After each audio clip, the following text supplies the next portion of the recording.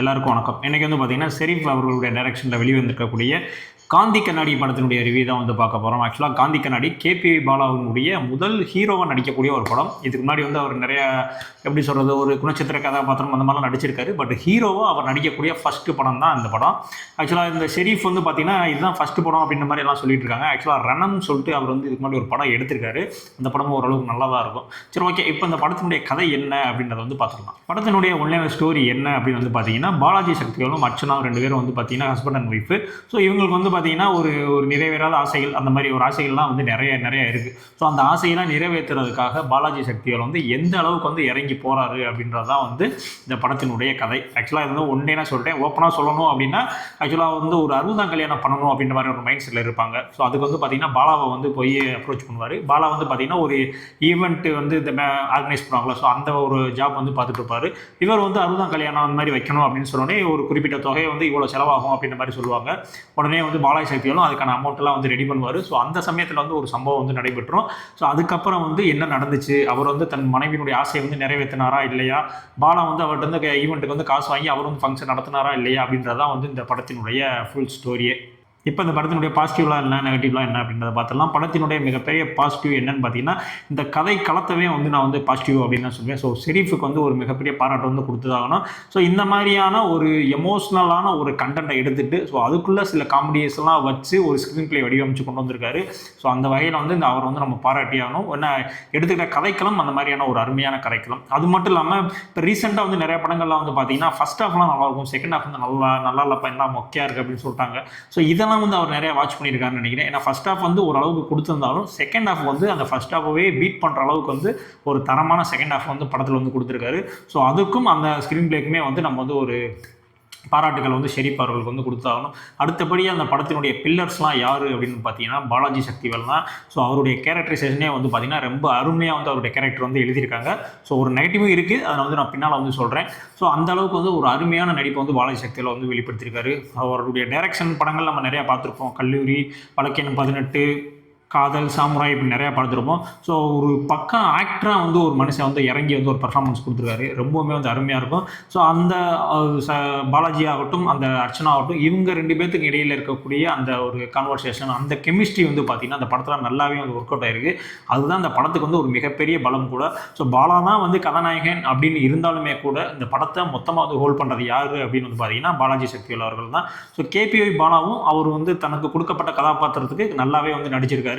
So first time வந்து ஹீரோவை பண்ணுறா அப்படின்ற மாதிரியான ஒரு பயம் வந்து இருக்குது. அது வந்து ஸ்க்ரீன்லேயே வந்து நிறைய இடத்துல வந்து ஒரு தெரிஞ்சிச்சு, ஒரு ஃபியரோட தான் இருக்காரு அப்படின்னு.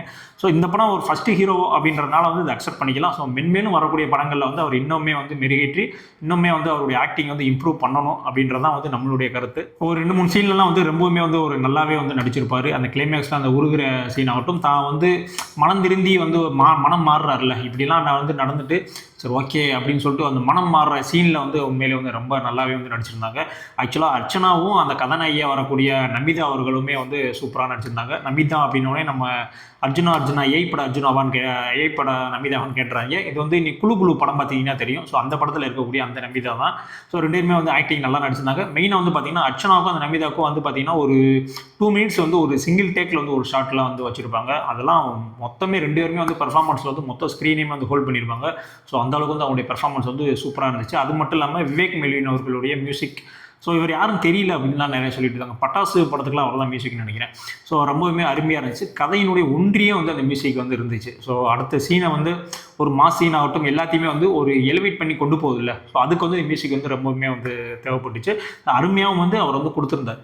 அது மட்டும் இல்லாமல் ஃபைட் சீன் ஒரு வருது, ஓகே இவர் வந்து நான் வந்து ஹீரோ மாஸ் ஹீரோ அப்படின்ற மாதிரியெல்லாம் இல்லாமல் ஒரு நார்மல் ஹீரோ, இப்படி தான் ஒரு பையன் ஒரு 19 வயசு 20 வயசு உள்ள ஒரு பையன் வந்து அந்த அவருக்கு நடக்கும்போது வந்து அவர் என்ன மாதிரியான சண்டையெல்லாம் போடுவான், அந்த மாதிரியான ஒரு ஃபைட் சீன் தான் வந்து அமைச்சிருந்தாங்க. ஸோ அதுவுமே வந்து நல்லா இருந்துச்சு. சினிமாட்டோகிராஃபி எல்லாமே டெக்னிக்கலாக வந்து பார்த்தீங்கன்னா அந்த படம் வந்து ஒரு சூப்பரான படம். படத்தினுடைய கிளைமேக்ஸுமே வந்து பார்த்தீங்கன்னா கொஞ்சம் உங்களை வந்து ஒரு உருக்கிடும். நான் வந்து ரொம்ப சென்டிமெண்ட் படம்லாம் பார்ப்பேன் அப்படின்லாம் இருந்தீங்க அப்படின்னா கண்டிப்பாக வந்து உங்கள் மனசுலாம் வந்து உருகிடும். ஸோ அந்த அளவுக்கு வந்து ஒரு கனெக்டிவிட்டியோடு தான் வந்து படத்தையே வந்து எடுத்திருக்காங்க. ஸோ இதெல்லாம் வந்து பாசிட்டிவ். படத்தில் வந்து நெகட்டிவ் இல்லையா அப்படின்னா படத்தில் நெகட்டிவ்ஸ் இருக்குது.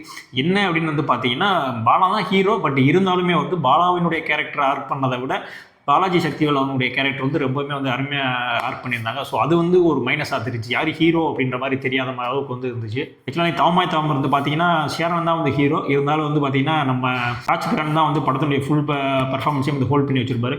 ஸோ அந்த மாதிரியான ஒரு கேரக்டர் ஆர்க் வந்து இருந்துச்சு. ஸோ இவருடைய பாலாஜி சக்திவேல் அவர்களுடைய கேரக்டர் ஆர்க்குமே பார்த்தீங்கன்னா ரொம்ப வந்து ஒரு ஓகே ஒரு வெகுளித்தனமாக தான் நம்ம ரைட் பண்ணியிருக்கோம் அப்படின்றனாலும் ஒரு லேண்ட் வந்து விற்க போவார். அவங்க வந்து கிட்டத்தட்ட 8 கோடி 80 கோடியே கிட்ட சொல்லுவாங்க. இல்லை எனக்கு 80 லட்சம் போதும் அப்படின்ற மாதிரி வரும்னு சொல்லுவார். ஸோ இந்த மாதிரி சீன்கள்லாம் வந்து கொஞ்சம் தவிர்த்துருக்கலாம். ஏன்னா அந்த அளவுக்குலாம் வந்து யாரும் அவ்வளோ வெகுளித்தனமாலாம் இருக்க போகிறது கிடையாது. ஸோ அந்த மாதிரி சின்ன சின்ன விஷயங்கள்லாம் வந்து தவிர்த்துருக்கலாம். அது மட்டும் இல்லாமல் கொஞ்சம் சீன்ஸே ஸ்க்ரீன் பிளேவே வந்து பார்த்தீங்கன்னா செகண்ட் ஹாஃபில் கொஞ்சம் ப்ரெடிக்டபுளாக தான் இருக்கும். ஸோ ஓகே அடுத்து தான் வரப்போகுது அப்படின்ற மாதிரி நீங்களே வந்து ஈஸியாக ப்ரிடிக்ட் பண்ணிடுவீங்க. ஸோ அந்த மாதிரி விஷயங்களும் வந்து கொஞ்சம் தவிர்த்து. அது மட்டும் இல்லாமல் படத்தினுடைய ஆரம்ப காட்சியில் வந்து பார்த்திங்கன்னா ஒரு 20 மினிட்ஸாகவும் ஆகும். ஒரு எல்லாமே அந்த இன்ட்ரோ அதெல்லாம் எல்லாம் முடிஞ்சு சாங் எல்லாம் முடிஞ்சு படம் வந்து ஒரு கதையை நோக்கி ட்ராவல் பண்ணுறதுக்கே வந்து ஒரு 20 மினிட்ஸ் வரைக்கும் எடுத்துக்கிறோம். ஸோ அதுக்கான அந்த பொறுமை மட்டும் உங்களுக்கு வேணும். அதுக்கப்புறம் வந்து படம் வந்து ஒரு ஸ்பீடில் வந்து படம் வந்து மூவ் ஆரம்பிச்சிடும். கிளைமேக்ஸில் கண்டிப்பாக வந்து ஒரு சென்டிமெண்டலாக வந்து உங்களுக்கு ஒரு கனெக்ஷனை ஏற்படுத்தி உங்களை வந்து உருக வச்சுருவாங்க. நான் வந்து சூரியவம்சம் படம் இந்த படம்லாம் பார்த்தாலே வந்து என் கண்ணெல்லாம் கரைங்கிருங்க அப்படின்லாம் இருந்தீங்க அப்படின்னா கண்டிப்பாக அந்த படம் உங்களை ஒரு கலங்கடிச்சு தான் வந்து இந்த படத்தை உங்களை வந்து வெளியே அனுப்பும். ஸோ ஒரு எப்படி சொல்கிறது, ஒரு அருமையான கருத்து, ஒரு நல்ல மெசேஜோட ஒய்ஃப்னா யார், எப்படி இருக்கணும், நம்ம எப்படி வந்து ஒய்ஃப் கிட்ட நடந்துக்கணும், ஒய்ஃபை எப்படிலாம் பார்த்துக்கணும், அவங்களுடைய ஆசைக்காக எவ்வளோ தூரமெல்லாம் போகலாம் செய்யலாம் அப்படின்ற மாதிரியான எல்லா விஷயங்களுமே இந்த இதில் காட்சியாகவும் சரி டைலாக்ஸாகவும் சரி வச்சுருப்பாங்க. ஸோ எல்லாமே வந்து இதில் அருமையாக தான் இருந்துச்சு. என்னை பொறுத்த வரைக்கும் இந்த படம் வந்து நீங்கள் ஃபேமிலியோடு போய் தாராளமாக அந்த படத்தை வந்து நீங்கள் பார்த்துட்டு வரலாம். கண்டிப்பாக படம் முடிஞ்சு வெளியில் வரும்போது ஒரு எப்படி சொல்கிறது, அதான் சொன்னேன்ல அந்த சென்டிமெண்ட்லாம் உங்களுக்கு பிடிக்கும் அப்படின்னா கண்டிப்பாக நீங்கள் வந்து ஒரு அழுதுட்டு கூட அந்த படம் முடிஞ்சு வந்து வெளியே வருவீங்க. ஸோ அந்தளவுக்கு வந்து ஒரு தரமான படம் தான் அந்த படம்.